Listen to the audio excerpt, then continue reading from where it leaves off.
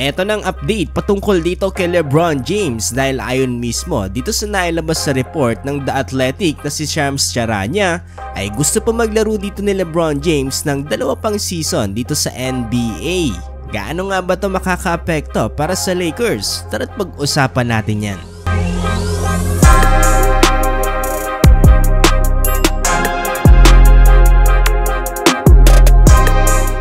Talagang parang kalabaw nga lang daw talaga ang tumatanda para dito kay LeBron James dahil bukod nga sa kanyang pamilya ay hindi pa rin natin nakikitaan itong si LeBron James sa mga dahilan para tumigil na sa paglalaro dito sa NBA.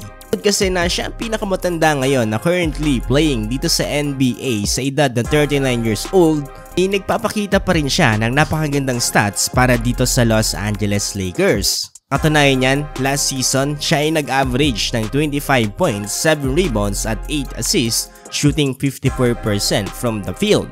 Aakalain mo ngang hindi 39 years old itong si LeBron James dahil sa mga stats na pinapakita niya. Matapos nga ang naging laban dito ng Los Angeles Lakers kontra dito sa Denver Nuggets dito nga sa playoffs, dito na napaisip ang madaming fans kung magliretiro na nga ba itong si LeBron dahil sa mga naging gestures niya dito nga sa press conference after ng Game 5. Paano ba naman kasi yung tinanong siya dito kung babalik pa nga ba siya dito para sa Purple and Gold for the next season, ay iniwan tayong nakahang dito ni LeBron James at binigyan lang tayo ng isang magandang ngiti. Dahil tuloy dito ay pumasok na ang iba't ibang haka-haka ng mga NBA analysts patungkol nga dito sa naging reaksyon ni LeBron. Pero sa ngayon ay mukhang nabibigyan na rin tayo ng kakaunting linaw dahil ayon mismo dito sa nailabas sa report ni Shams Charania ay gusto pa nga makapaglaro dito ni LeBron James ng 2 pang season sa NBA para makasama din yung kanyang panganay na anak dito na si Bronny James. Ang usap-usapan pa nga ngayon ay swerte ang mga NBA teams na kukuha dito kay Bronny James dahil maaari nilang malure dito si LeBron James sa kanilang koponan. Ayon naman dito kay Shams Charania ay naglabas na rin ng plano dito ang Purple and Gold para nga dito sa paparating na NBA draft. Yun mismo dito kay Shams ay plano nga dito ng LA na kunin itong si Bronny sa second round.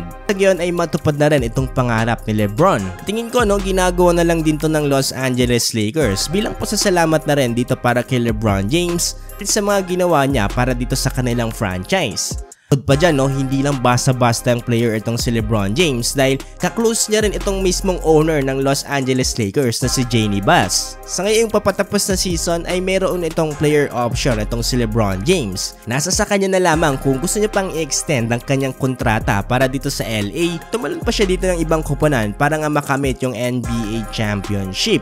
Tingin ko ayon mismo dito sa naging reaksyon dito ni LeBron James itong Game 5, wala naman na daw siyang achievement na hindi pa nakakamit.